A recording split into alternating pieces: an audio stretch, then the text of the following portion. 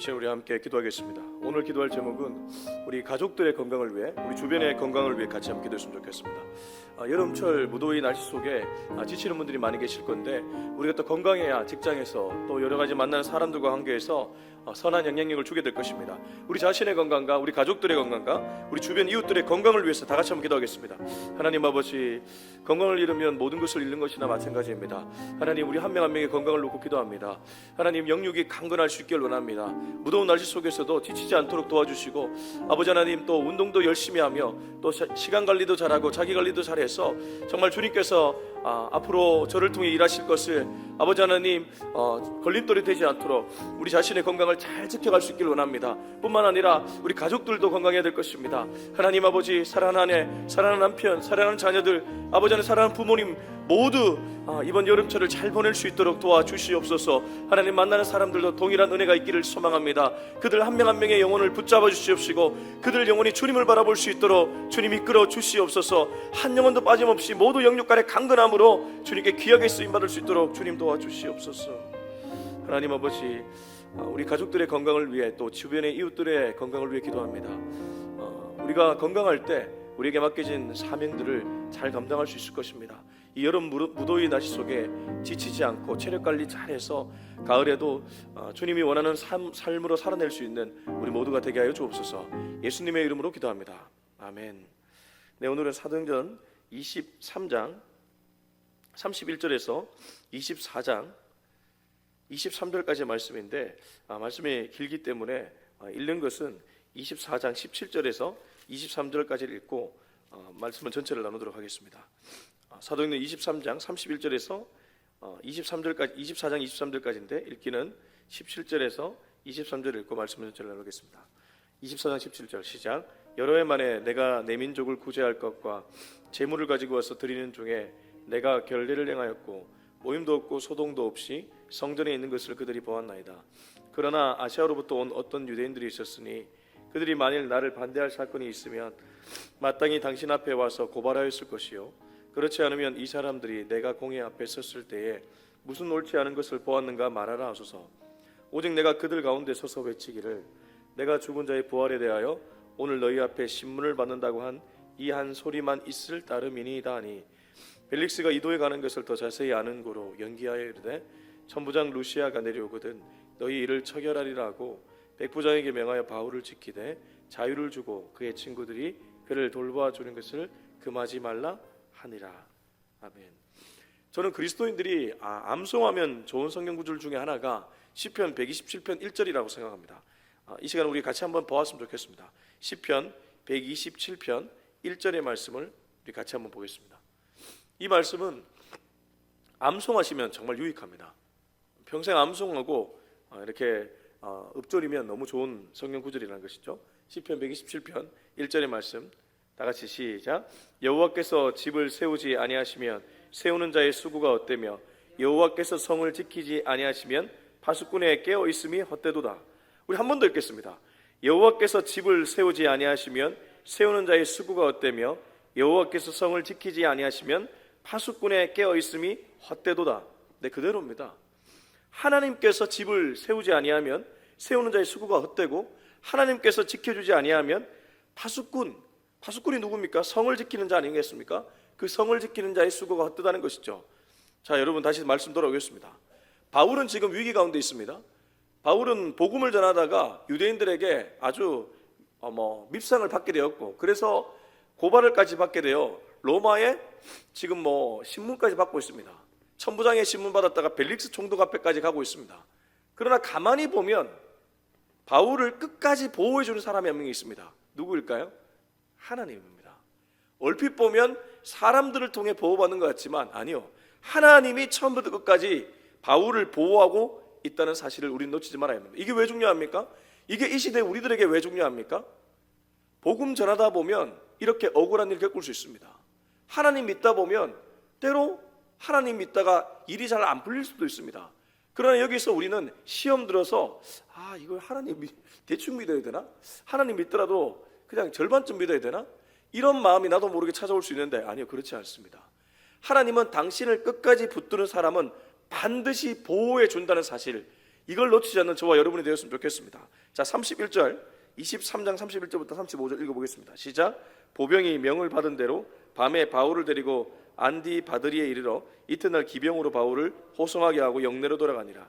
그들이 가이사랴에 들어가서 편지를 총독에게 드리고 바울을 그 앞에 세우니 총독이 읽고 바울더러 어느 영지 사람이냐 물어 길리기아 사람인 줄 알고 이르되 너를 고발하는 사람들이 오거든 내 말을 들으리라고 헤롯궁에 그를 지키라 명하니라.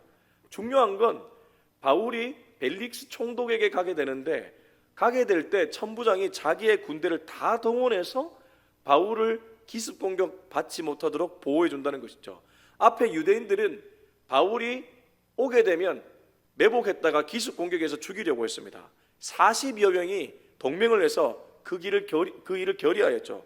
근데 하나님이 지금 어떻게 보호해 주냐면 31절, 보병이 바울을 밤에 안디바드리에 함께 데리고 갑니다. 그 다음 날은 기병들이 바톤 터치를 해서 바울을 호송해서 영내로 들어가게 해줍니다. 무슨 말입니까? 아무리 인간들이, 유대인들이 40명 정도가 매복을 해서 마치 밤에 기습해서 바울 저거 죽여버리겠다 작전을 짰지만 보병이 보호해주고 기병이 보호해주니까 엄두를 내지를 못하는 거죠. 자, 그럼 무엇입니까? 이게 얼핏 보면 천부장이 보호해주는 것처럼 보여지지만 아니요, 우리가 계속 읽어내야 될 것은 하나님이 보호해주고 있다는 것입니다. 그들이 가이사랴에 들어가서 편지를 총독에게 드리고 바울을 그 앞에 세우니, 앞서 천부장은 벨릭스 총독에게 드릴 편지를 직접 썼죠. 그 편지를 벨릭스에게 줬다고 얘기합니다. 자, 총독이 이 편지를 읽었습니다. 바울에 대한 호감이 생겼겠죠. 그래서 그가 길리기아 다소 사람인 줄 알게 되고 너를 고발한 사람들이 오거든 네 말을 들으리 하고 헤롯궁에 그를 지키라고 명합니다. 궁에 들어가서 이제 살게 되었습니다. 바울이 지금 어떤 신세입니까? 지금 쇠사슬에 갇힌 죄수의 신세입니다. 그러나 지금 바울이 있는 위치는 어디입니까? 헤롯궁입니다. 이걸 보면 뭘 알 수 있습니까?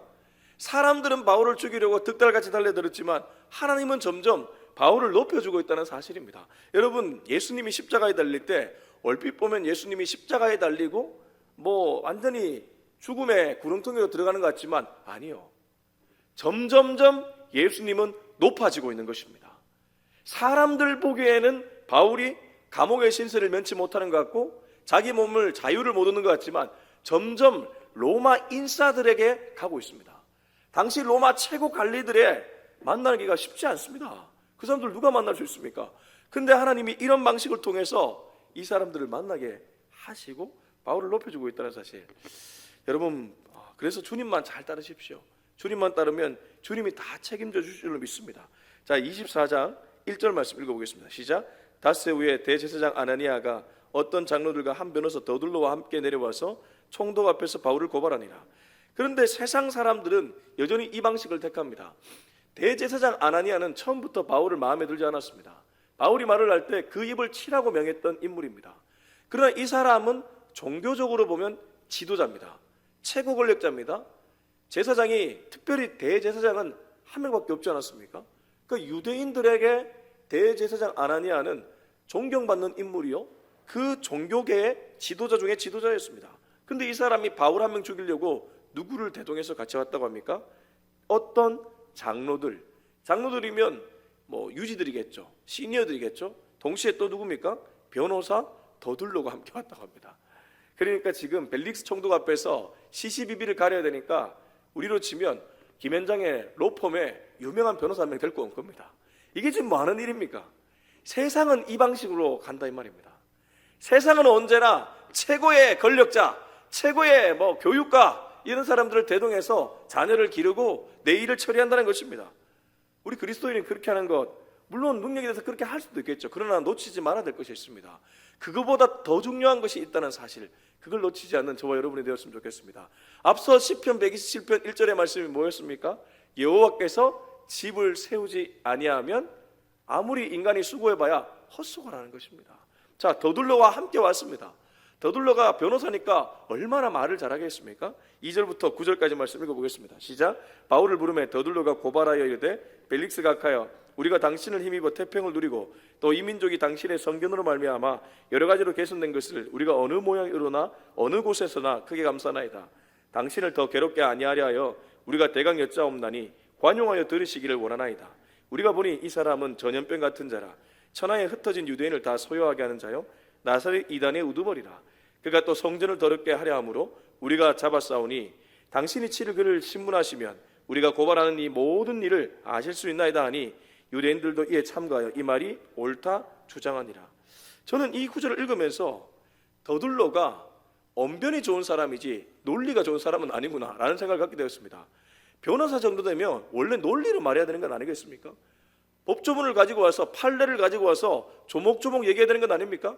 근데 지금 법조문을 가져오기도 바울이 잘못한 게 없고 판례를 가져오기에도 바울이 잘못한 게 없으니까 그저 말하는 것은 정치적으로 바울을 프레임 씌우는 것입니다. 자, 첫 번째는 벨릭스에게 마치 벨릭스의 환심을 사기 위해 처세적인 말을 합니다. 3절 벨릭스가 가까이 우리가 당신을 힘입어 태평을 누리고, 이 말을 왜 합니까? 바로 바울 저 사람은 이런 사람입니다 라고 말하면 될 것을 벨릭스의 환심을 하려고 정치적인 언변을 보여주고 있죠. 당신을 힘입어 태평을 누리고 이 민족이 당신의 성견으로 말미암아 여러 가지로 개선된 것을 우리가 어느 모양이나 어느 후선이나 크게 감사합니다. 벨릭스의 치적을 치하하고 있습니다. 그래서 벨릭스가 마음이 활짝 열리도록 그렇게 말빨로 벨릭스를 요리조리 울리고 있죠. 당신을 더 괴롭게 아니하려 하여 우리가 대강에 여짜옵나니 간용하여 들으시기를 원하나이다. 얼마나 얼핏 보면 겸손해 보입니까? 그러나 이 사람 겸손한 사람 아니죠. 드디어 본색이 나옵니다. 5절부터 6절에 보면 우리가 보니 이 사람은 전염병 같은 자라. 자, 여기서 저는 세상 사람들이 쓰는 방식을 정확하게 알게 되었습니다. 앞서 세상 사람들, 대제사장 아나니아는 권력자들 데리고 왔습니다. 장로들하고 변호사 더둘로 데리고 왔죠. 근데 여기서 변호사 더둘로가 하는 행동은 똑같이 세상적인데, 이 세상적인 방식이 뭐냐 하면 프레임을 뒤집어 씌우는 겁니다. 이 언어라는 프레임으로 바울을 죽입니다. 첫 번째 전염병으로 프레임 씌웁니다. 두 번째 소요라고 무리들을 선동한다고 합니다. 세 번째 이단의 우두머리라고 합니다. 네 번째 성전을 더럽힌다고 합니다. 자, 이 일을 한 번도 바울이 한 적 없습니다. 근데 이 언어로 벨릭스를 그렇게 보도록 만들어 버리는 것이죠. 여러분, 지금도 한 정치인이 팩트가 아니라 구석에 몰릴 때 보면 이런 프레임을 뒤집어 씌웁니다. 언론에서 어떤 말을 해버리면 그 말로 그 사람을 볼 때가 많이 있죠. 굉장히 위험한 일입니다. 지금 더둘로가 변호사이기 때문에 이 언어로 바울이라는 사람을 벨릭스가 그렇게 보도록 만들어 버립니다. 첫 번째 뭡니까? 전염병이라는 프레임으로 보도록 만듭니다. 두 번째 뭡니까? 소동하는 사람으로 보도록 만듭니다. 세 번째 뭡니까? 이단의 우두머리로 보게 만듭니다. 네 번째 뭡니까? 성전을 더럽히는 자로 보도록 만듭니다. 자, 이 말을 하니까 옆에 있는 유대인들 어떻습니까? 9절 이 말이 옳다 주장하니라. 점점 진영이 완전히 나누어지고 있습니다. 이게 사단이 쓰는 방식입니다. 사단이 한 사람을, 특별히 복음 전한 사람을 공격할 때 이렇게 다수로 하여금 그 방식으로 보도록 만든다는 것이죠. 예수님이 그랬거든요. 예수님은 굉장히 외로운 길을 걸어가셨습니다. 바울도 지금 그러한 길을 걸어가고 있죠.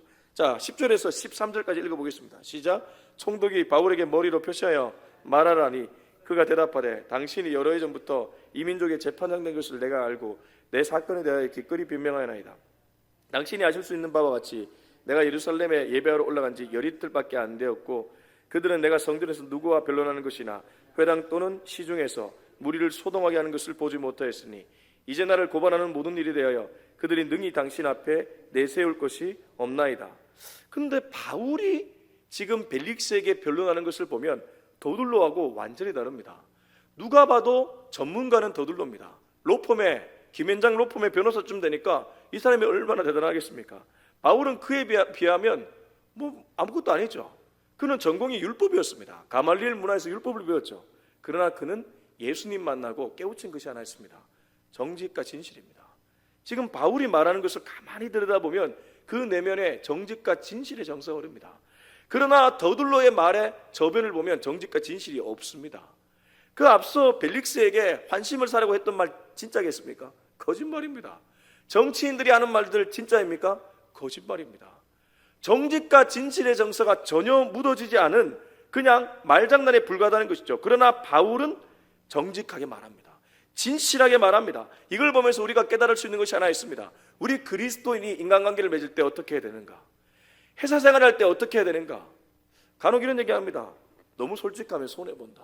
때로 사회생활은 좀 처세를 잘해야 된다. 아예 틀린 말은 아니나 그건 복음적이지는 않습니다. 정말 복음이 내 마음에 살아있다면 우리가 오늘 하루도 정말 진실하게 살아가야 될 것입니다. 정직하게 살아가야 될 것입니다. 지금 우리가 이 구절을 하나하나 다 살펴보지 않더라도 바울이 말하고 바울이 내뱉는 것들은 다 정직한 말들이죠. 자, 14절부터 16절까지 또 읽어보겠습니다. 시작. 그러나 이것을 당신께 고백하리이다. 나는 그들이 이단이라 하는 도를 따라 조상의 하나님을 섬기고 율법과 선지자들의 글에 기록된 것을 다 믿으며 그들이 기다리는 바 하나님께 향한 소망을 나도 가졌으니 곧 의인과 악인의 부활이 있으리라 하미니이다. 이로 말미암아 나도 하나님과 사람에 대하여 항상 양심에 거리낌이 없기를 힘쓰나이다. 자, 바울이 본인 스스로 얘기합니다. 16절 이것으로 말미암아 나도 하나님과 사람에 대하여 항상 양심에 거리낌이 없기를 힘쓰나이다. 그는 그렇게 살았습니다. 하나님 앞에서 사람 앞에서 양심에 거리낌 없이 살기 위해 애를 썼다는 것이죠. 오죽하면 그는 유대인들의 눈높이에 맞춰주기 위해서 결례까지 얘기했습니다. 우리 17절부터 21절까지 읽어볼까요? 17절 21절 시작. 여러 해 만에 내가 내 민족을 구제할 것과 재물을 가지고 와서 드리는 중에 내가 결례를 행하였고 모임도 없고 소동도 없이 성전에 있는 것을 그들이 보았나이다. 그러나 아시아로부터 온 어떤 유대인들이 있었으니 그들이 만일 나를 반대할 사건이 있으면 마땅히 당신 앞에 와서 고발하였을 것이요 그렇지 않으면 이 사람들이 내가 공의 앞에 섰을 때에 무슨 옳지 않은 것을 보았는가 말하라 하소서. 오직 내가 그들 가운데 서서 외치기를 내가 죽은 자의 부활에 대하여 오늘 너희 앞에 신문을 받는다고 한 이 한 소리만 있을 따름이니이다 하니, 바울은 그렇게 예루살렘 교회 장로들, 야고보를 위시한 지도자들이 그래도 너 4명의 서원자들과 함께 서원을 하면서 결례를 지켜라, 그 결례까지 지켰다고 얘기합니다. 그러나 그 결례를 보았음에도 불구하고 유대인들은 자기 프레임으로 끝까지 고집하면서 바울을 막아섭니다. 그 얘기를 하고 있는 것이죠. 자, 그래서 이 얘기가 다 끝났을 때 이제 벨릭스는 판결을 내려야 했습니다. 자, 여러분이 벨릭스라면 어떤 판결을 내리겠습니까? 다수는 유대인들입니다. 다수는 대제사장과 더둘로입니다. 그리고 그들은 누가 봐도 힘과 권력을 갖고 있습니다. 그들의 목소리가 바울의 목소리보다 훨씬 더 커 보입니다. 그렇지 않습니까? 벨릭스는 아무리 그가 권력자라고 하더라도 그도 정치인입니다. 벨릭스라는 인물은 정치인입니다. 그래서 공명정대하게 판단을 내리기보다는 정치적인 감각으로 판단 내릴 확률이 매우 높은 사람입니다. 그러나 제가 오늘 앞서 말씀을 전할 때 누가 집을 세워야 된다고 말했습니까? 누가 진짜 보호자라고 말했습니까? 하나님입니다. 하나님이 집을 세우지 않으면 아무리 집을 세우려고 헛되다고 했습니다. 다르게 말하면 하나님이 보호하면 아무리 사단마귀가 공격하려고 해도 우리를 공격할 수 없다는 것입니다. 하나님이 보호해주고 있기 때문입니다. 자, 벨릭스가 어떤 판단을 내릴까요? 22절에서 23절 읽어보겠습니다. 시작. 벨릭스가 이 도에 가는 것을 더 자세히 아는 거로 연기하여 이르되 천부장 루시아가 내려오거든 너희를 처결하리라고 백부장에게 명하여 바울을 지키되 자유를 주고 그의 친구들이 그를 돌보아주는 것을 금하지 말라 하니라. 무엇입니까? 판결을 내리지 않습니다. 누구한테 판결을 떠넘깁니까? 천부장 루시아에게 떠넘깁니다. 본인에게 보낸 천부장에게 다시 떠넘긴다는 것이죠. 이게 뭡니까? 손해보지 않겠다는 것이죠. 결국 벨릭스도 정치인입니다. 그러나 여기서 한 가지 우리가 놓치지 말아야 될 것이 있습니다. 비록 벨릭스가 판단을 내리지는 않았지만 바울에게 뭘 줬습니까? 23절 보십시오. 백부장에게 명하여 바울을 지키되 자유를 주고 그의 친구들이 그를 돌보아주는 것을 금하지 말라 하니라. 당장 바울이 누명을 벗은 것은 아닙니다. 당장 바울이 감옥에서 풀려난 것도 아닙니다. 그러나 한 가지는 분명합니다. 벨릭스도 바울에게 채찍질을 하거나 그를 엄하게 다루지 않았다는 것입니다. 무엇입니까? 하나님이 보호하고 있다는 사실입니다. 대제사장이 로폼의 변호사 더둘로를 데리고 왔습니다. 이 로폼의 변호사 더둘로 정도 데리고 오면 바울은 완전히 끝장날 줄 알았습니다. 그렇게 해서 힘과 치밀한 전략으로 바울에게 다가왔지만 하나님은 그들 위에 있었던 것입니다. 우리 말씀 마치면서 고린도전서 1장 25절 읽고 마무리하겠습니다. 고린도전서 1장 25절 우리 같이 한번 읽겠습니다. 고린도전서 1장 25절 시작. 하나님의 어리석음이 사람보다 지혜롭고 하나님의 약하심이 사람보다 강하니라. 유명한 말씀이죠. 여러분 오늘 하루 이 말씀 붙잡고 살았으면 좋겠습니다. 기억하십시오. 하나님의 어리석음이 나의 지혜로움보다 훨씬 지혜롭습니다. 하나님의 약하심이 나의 강함보다 훨씬 강하다는 사실, 이 사실을 기억하고 오늘도 주님 앞에 주님 나는 약해지게 하시고 나는 겸손케 하여 주시옵소서. 오늘도 하나님만을 의지하는 하루길이 되게 하여 주옵소서. 우리 같이 한번 기도하겠습니다. 하나님 아버지, 이 시간에 주님 앞에 나아갑니다. 하나님, 오늘날도 우리는 의지해야 될 것은 오직 하나님 한 분밖에 없음을 고백합니다. 하나님, 바울이 스스로를 변호하려고 했다면, 스스로를 보호하려고 했다면 변호도 되지 않고 보호도 되지 않았을 것입니다. 아버지 하나님, 유대인들이 대단한 변호사 더둘로를 데리고 와서 고발하면 그들은 반드시 이길 줄 알았을 겁니다. 그러나 벨릭스 입술에서 나온 것은 오히려 천부장에게 떠넘기는 일이었습니다. 그들은 아마 실망했을지 모릅니다. 그러나 우리는 영적으로 알고 있습니다. 이 모든 일의 배후에 하나님이 계신 것을 알고 있습니다. 하나님이 보호해 주셨습니다. 하나님이 처음부터 끝까지 바울을 보호하고 계신 줄로 믿습니다. 하나님, 나의 인생도 마찬가지입니다. 결국 나의 인생을 보호해 주실 분은 오직 하나님 한 분뿐인 사실을 기억하고 주님 앞에 나아가는 우리 한 명 한 명 되게 하여 주시옵소서. 이제는 우리 주 예수 그리스도의 은혜와 하나님의 사랑과 성령의 기름 부으심이 오늘도 나의 진정한 보호자는 하나님밖에 없음을 고백하며 하나님의 어리석음이 사람의 지혜로움보다 훨씬 지혜롭다는 사실을 믿고 나아가는 우리 모두의 머리 위에 지금부터 영원토록 함께하기를 간절히 축원하옵나이다. 아멘.